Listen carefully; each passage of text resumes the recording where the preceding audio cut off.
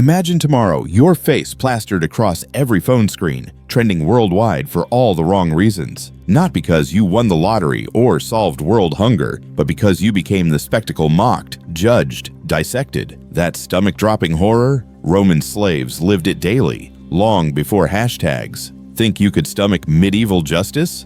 Spoiler, most modern people would faint before the real show even starts. So, before we start, take a moment to like the video and subscribe, but only if you truly enjoy what I do here. And please let me know your location and local time down below. I always wonder where and when these stories reach you. As the room softens around you, lean back and allow this story to unfold an experience unlike anything you've listened to until now. Because somewhere beneath the marble shine of Rome, beneath the frescoes and fountains, lies a darker truth. One that begins not with grown women, but with little girls. A Roman household, even a modest one, relies on slaves the way modern families rely on smartphones. Except instead of apps, the slaves are human. Among them, the youngest girls, barely more than children themselves, are pressed into the role of caregivers. They hold babies heavier than themselves, rock them through sleepless nights, and wipe tears with hands that should still be playing. The irony is thick. These girls are tasked with raising the free-born future of Rome while their own childhood is confiscated without ceremony. We tend to romanticize antiquity as grand architecture and noble speeches, but the day-to-day reality looks closer to an endless cycle of errands. The slave girl wakes before dawn, hauls water, cooks, then quiets the patrician baby whose parents likely don't even remember her name. Historians still argue whether this system produced genuinely affectionate nurse-child bonds or whether affection was forced performance love sold as part of the job description. Evidence suggests both happened, depending on the household. What's certain is that society saw no contradiction in a 10-year-old slave acting as second mother while she herself remained underfed and overworked. Roman writers mention wet nurses often, but the silent backdrop is the girls who prepared the cradle, scrubbed the sheets, and learned to hush their own hunger so the infant of the elite could sleep. Imagine that, the child of wealth lulled into slumber by another child who had none. Every culture has its quirks, and Rome had plenty. One odd detail, wealthy families sometimes decorated cradles with charms against evil spirits, tiny bells, phallic amulets, and even carved crocodiles meant to protect the baby from harm. The child rocked inside was guarded by superstitions, but the girl holding the cradle was offered no protection at all. Remember that crocodile using sunscreen moment from Egyptian history? Romans basically stole the aesthetic for nursery good luck charms. You can laugh at the absurdity, but the laughter catches when you realize whose labor actually kept the household running. Occasionally, a child slave's life intersected with privilege. Some masters allowed a trusted girl to grow alongside the freeborn children she tended, becoming their lifelong attendant. That might sound like security, but it chained her future to theirs entirely. If the freeborn son rose to senator, she might live in a grand villa, still a slave. If he fell from favor, she could be sold off with the furniture. Either way, her fate was a dependent variable, like a spreadsheet cell locked to someone else's formula. And discipline lingered over every mistake. A dropped cup or a crying baby meant swift punishment, sometimes in front of the very children she cared for. Scholars debate whether these punishments were mostly symbolic performances to scare others, or whether they reflected genuine, casual cruelty. Whichever side you take, the impact was the same. Humiliation cemented the hierarchy. Modern parenting blogs stress positive reinforcement. Rome stressed whips. The tragedy deepens in how invisible these girls became. Roman law classified them as property, a status reinforced by constant reminder. No matter how vital their work, they disappeared from official accounts, treated as footnotes if they appeared at all. And yet, in quiet acts singing lullabies, sneaking extra bread to the toddlers, they preserved fragments of humanity. Picture the contrast, a marble villa basking in sunlight, guests quoting Virgil at dinner, while in the back room a child too small for sandals paces with a wailing infant on her hip. The scene is almost cinematic, but it's history, not screenplay. If you're feeling uneasy, good that discomfort is closer to the lived reality than the marble bust ever reveal. And as the years pass, the transition from child caretaker to commodity woman comes swiftly, almost brutally. The very hands that once rocked cradles are appraised for sturdier labor, their worth recalculated not by compassion, but by market value. The line between innocence and exploitation blurs, and it's here, on the edge of adolescence, that the humiliation of Roman slave women turns even darker. The years pass quickly, though for a Roman slave girl, passing means more like being pushed from one cage to another. Yesterday, she was holding a baby. Today, she's standing on a wooden platform in the marketplace, inspected like livestock. The transition is brutal, but predictable. Roman society doesn't waste resources, and once a girl has grown tall enough, her value is recalculated. Childcare no longer defines her worth. Her body does. The slave market is no ordinary bazaar. Imagine an ancient version of a car dealership, but instead of haggling over horsepower, men debate the sturdiness of hips and the clarity of skin. Traders advertise the women's supposed talents, cooking, weaving, sometimes even singing. But beneath the chatter lies the unspoken reality. Fertility is their most prized skill. Buyers assess a young woman not as a person, but as a vessel, an investment in both labor and reproduction. The Romans, pragmatic as accountants, saw no contradiction in merging these roles. One mainstream fact historians agree on is the state's involvement. Rome taxed slave sales, carefully recording transactions the way modern governments monitor car registrations. Official notices listed details: name, origin, age, and defects. Yes, the word defect was standard: missing teeth, scars, even a limp could lower the price. It was dehumanization reduced to paperwork. Imagine reading your own humanity summarized in bullet points, and sometimes those notes included humiliations beyond the body. Fringe tidbits survive, accounts of sellers dyeing women's hair or smearing their skin with chalk to feign youth. A 20-year-old could be marketed as 16 if the chalk stuck well enough. Think of it as the ancient equivalent of bad Instagram filters, except the stakes weren't likes, they were ownership for life. Historians still argue whether the women themselves understood these processes as fate or as theft. Some scholars believe that enslaved women born into Roman households normalized the cycle they knew no alternative. Others insist awareness ran deep. Women lamented, resisted, and even sabotaged potential buyers when possible. Both interpretations reveal how little voice survives in the sources. The silence of slave women is deafening. Humiliation didn't stop with purchase. A new owner often displayed his acquisitions publicly as proof of wealth and virility. Guests arriving at a villa could expect a tour, complete with introductions not only to the architecture, but also to the newest slaves. A woman's worth was affirmed only in how others appraised her. In modern terms, imagine being invited to a dinner party where someone brags about their new staff, then points to you as part of the decor. The line between labor and body blurred in unsettling ways. Some women were put to work in agriculture, carrying loads heavier than the children they once nursed. Others wove textiles until their fingers bled. Yet the looming expectation was reproduction. Masters often paired women with men solely to breed more slaves. Roman estates became factories of flesh, and the women became unwilling assembly lines. Records from the late Republic note estates boasting hundreds of slaves, many of them born on site from such forced unions. But not every life fit the blueprint. Quirky stories survive of women who escaped the expected path. One tale describes a slave woman trained as a hairdresser whose elaborate braids gained her access to noble circles. Another mentions a woman whose skill at interpreting dreams made her valuable as a household oracle. These odd survivals remind us that even in systems designed to crush individuality, personalities slipped through. And yet, those rare exceptions only underscore how most remain trapped. The cruelty is sharper when viewed beside Roman ideals of femininity. Freeborn women, though restricted themselves, were praised for chastity and dignity. Slave women, by contrast, were denied both categories. They were bodies first, laborers second, humans last.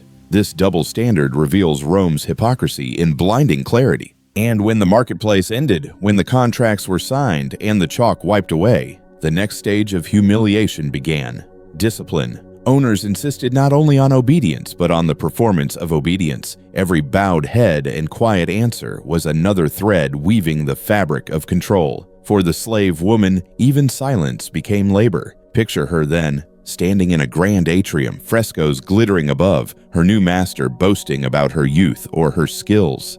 She says nothing, because speaking is neither required nor safe. Around her, laughter echoes as if she were invisible. But she isn't invisible. She's exposed, cataloged, and owned. And behind the polite chatter of the dinner party, a darker truth waits. Because in Rome, humiliation rarely stayed private. It was performed, disciplined, and displayed for everyone to see. The Roman atrium is more than a living room. It's a stage. Slaves don't just serve, they perform. And for women especially, humiliation often unfolded not behind closed doors, but under the public gaze. If purchase reduced them to property, punishment reduced them to spectacle. Rome believed discipline wasn't truly discipline until it was witnessed. Picture the courtyard of a villa. Guests recline, sipping watered wine, while a young woman kneels before them. She's accused of spilling oil or answering with the wrong tone. The master calls for correction. The lash or rod isn't wielded just to sting, but to communicate. This body obeys me. The humiliation is less about bruises and more about broadcasting hierarchy. Roman households were obsessed with visible order, and nothing stamped that order more effectively than making a woman into an example. Mainstream fact: Roman law technically prohibited killing a slave without cause, but the line between cause and caprice blurred constantly. Masters framed discipline as correction, not cruelty. It was part of the so-called disciplina domestica, the accepted right of household heads to regulate behavior. To the free-born audience, punishments appeared as routine maintenance, like sharpening a plow. But for the woman enduring it, each strike carried not only pain, but also the laughter of onlookers. And sometimes the punishments had theatrical flair. Fringe anecdotes describe masters who shaved women's heads as punishment, forcing them to serve bald until the hair grew back. In a society where elaborate hairstyles marked status, this was social death. Others were paraded through streets in chains, branded on their foreheads with letters marking theft or disobedience. Imagine walking forever with troublemaker stamped across your skin, centuries before social media invented cancel culture.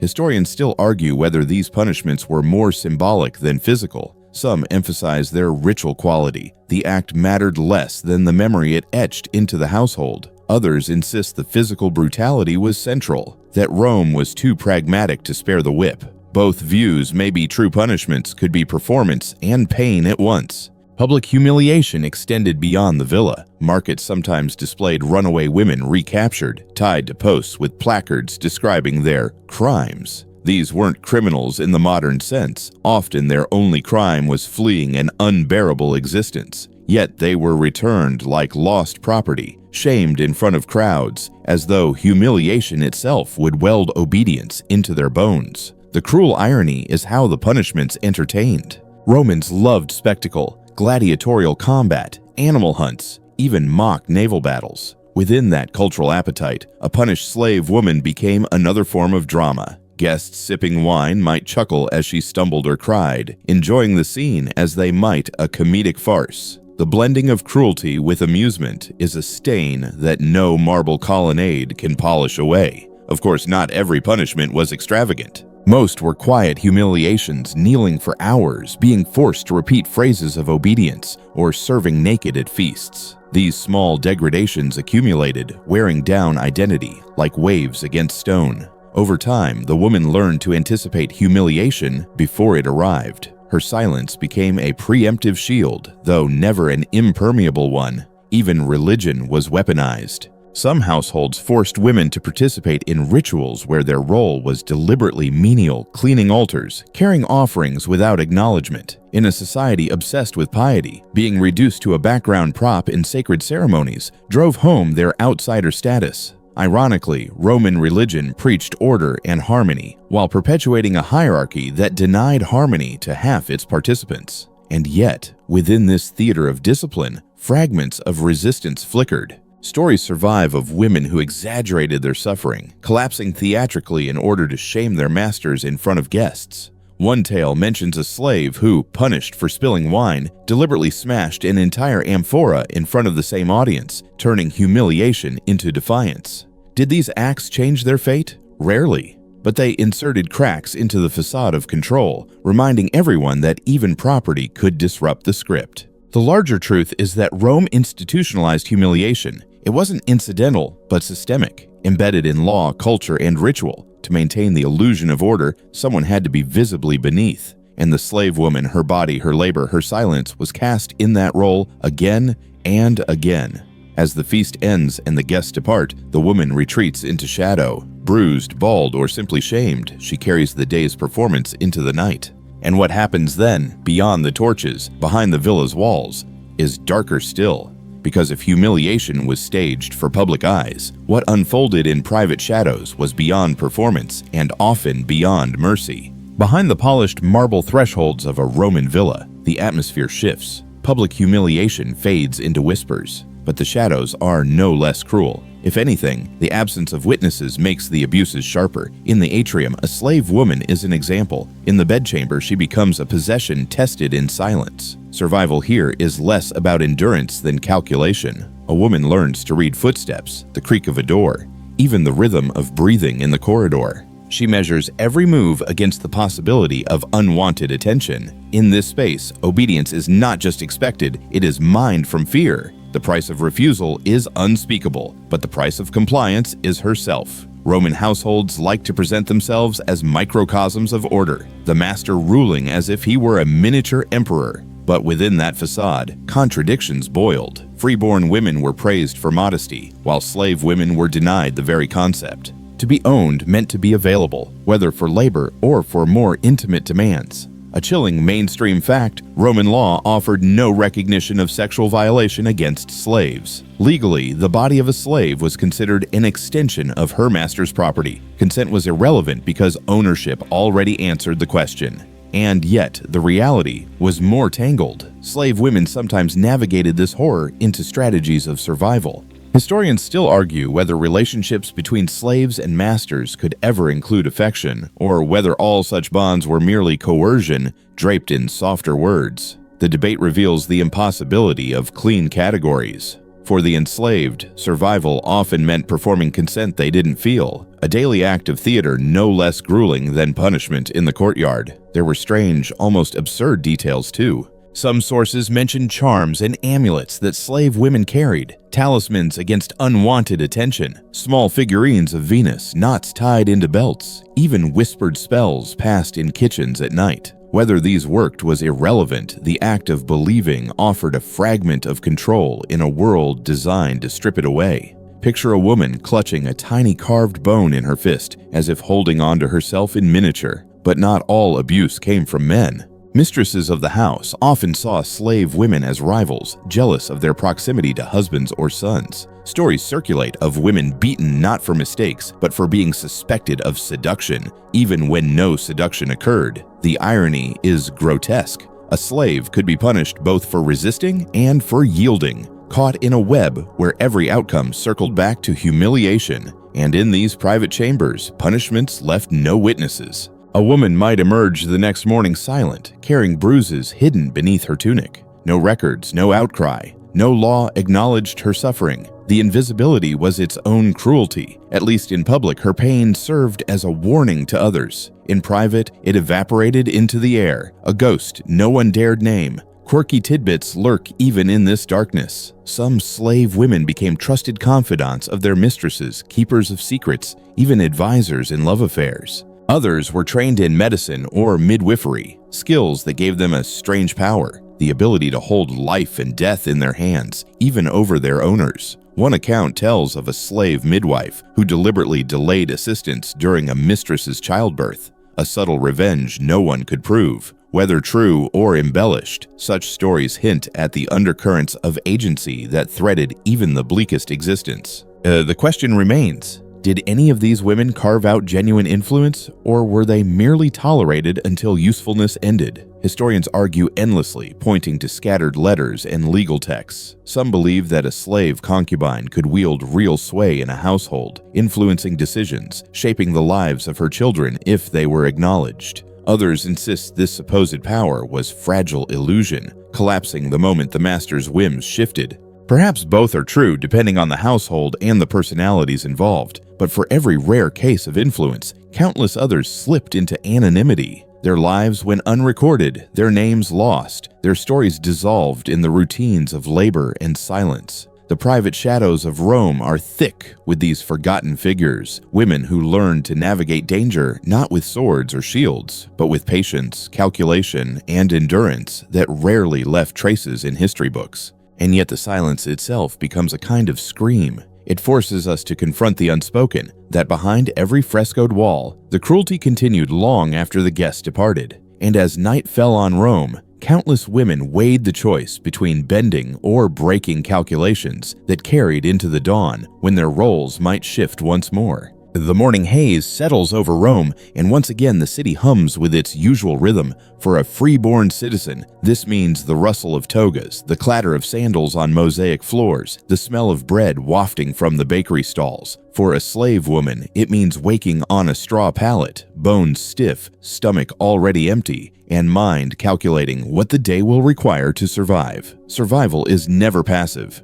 It is an endless equation: when to stay silent, when to bend, when to risk the smallest flicker of resistance. Some women bend so often they seem to vanish into obedience, their sense of self worn away like inscriptions eroded on an old tombstone. Others, remarkably, bend just enough to survive, but not so much as to disappear, slipping tiny maneuvers into the gaps left by their master's arrogance. It is in these choices, breaking or bending, that the story of Rome's enslaved women becomes less about faceless suffering and more about the complex calculus of endurance. Let's start with bending. In a world where defiance can mean immediate punishment or even death, submission becomes a tool. A bowed head, a calm yes, domina, a silence carefully measured, these are not always signs of broken spirit, but sometimes shields against worse harm. Mainstream fact: Rome offered a legal pathway out of slavery called manumission, or manumission. Freed slaves could, under certain conditions, become citizens. Women, too, could be manumitted, though usually only if their masters chose it. This slim possibility turned obedience into investment. A woman who proved herself loyal and useful might one day be rewarded with freedom papers.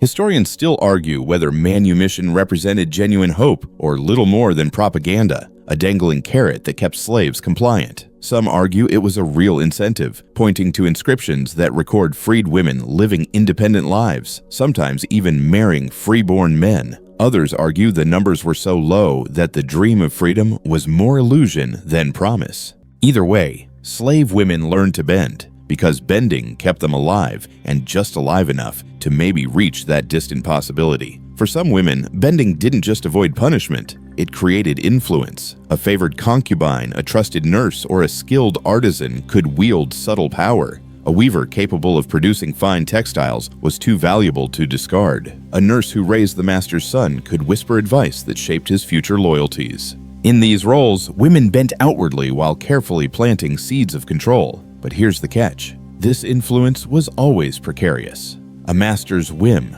a mistress's jealousy, or even a child's careless complaint could erase years of careful positioning. The illusion of power could crumble overnight. It was like balancing on a knife's edge stability for a moment, but never secure footing. And yet, within that fragility, women carved slivers of identity. One quirky anecdote mentions a slave midwife who subtly delayed her mistress's delivery, a petty act of revenge disguised as professional hesitation. Another tells of a hairdresser whose elaborate braids gave her entry into elite circles, where she heard secrets whispered over combs and pins. These women bent outwardly, but their bending was tactical. Each nod and curtsy calculated toward survival, or occasionally toward influence. But not everyone could bend forever. Many women broke.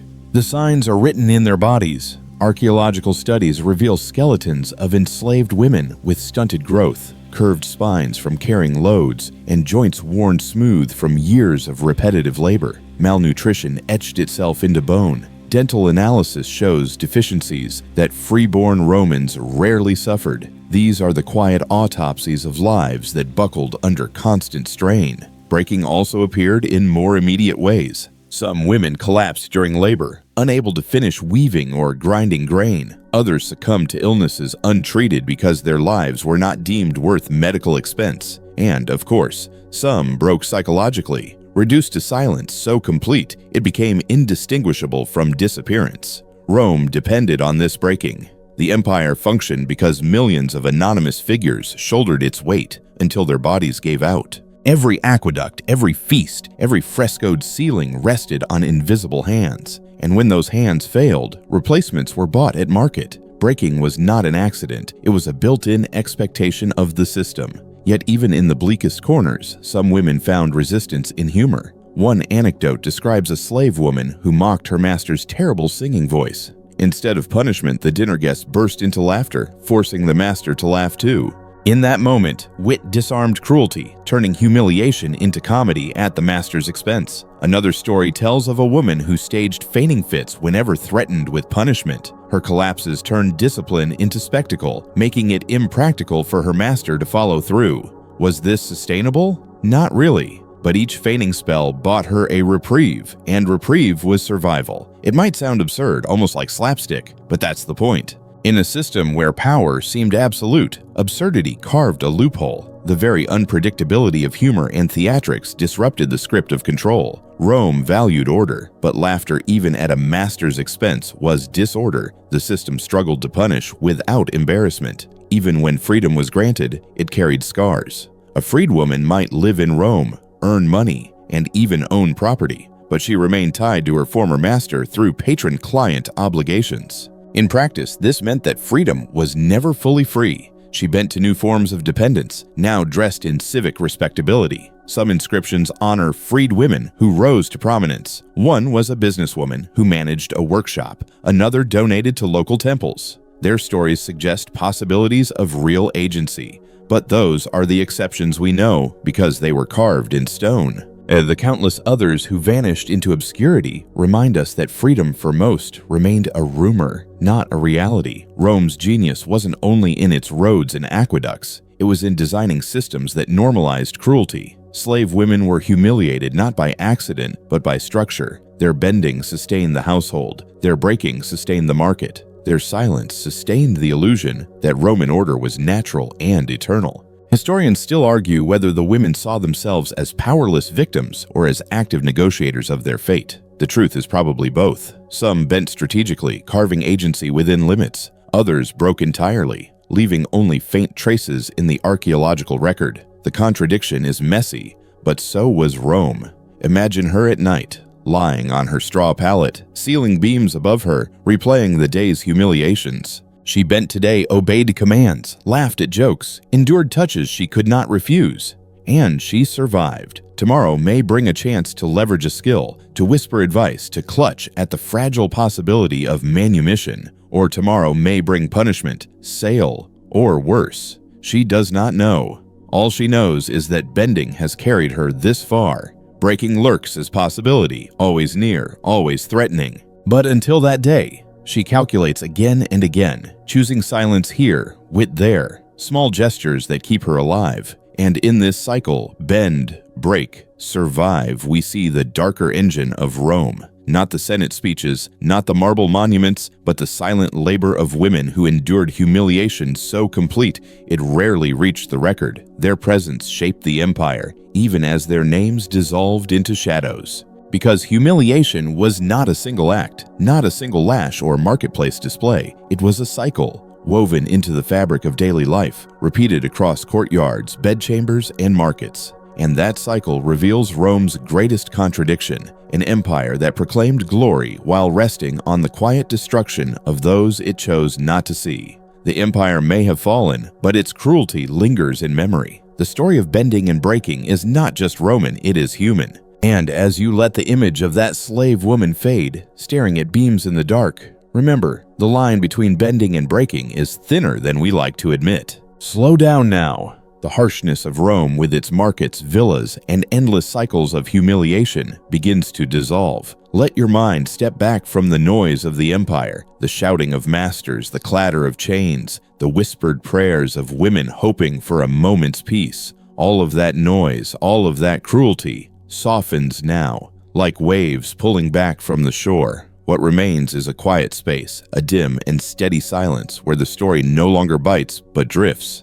You've walked through difficult terrain tonight, through the streets and houses of ancient Rome, through the daily humiliations of women who were treated as things rather than people. And now, as the story ends, the weight can loosen. The women we've spoken of are long gone, their lives already folded into centuries of dust. Nothing you carry from their story tonight needs to wound you. What you carry is perspective. What you carry is the memory of their endurance. Picture the empire in reverse. The marble walls collapse back into stone quarries. The streets empty, the fountains dry. The bustling markets go quiet, and the slave blocks vanish as though they never existed. The roar of Rome shrinks to a whisper, and the only thing left is calm. You sit in that calm, breathing steadily, your body lighter now, your shoulders unclenching as the world of the past recedes into history. Let your thoughts stretch, slow and unhurried. The cruelty you heard about fades like shadows at dawn, replaced by the softer truth that history is not only pain, but also resilience. Each small act of survival, a lullaby sung in secret, a hidden joke whispered at the right moment, a quiet hand gripping a charm for protection, becomes the ember that glows gently across centuries.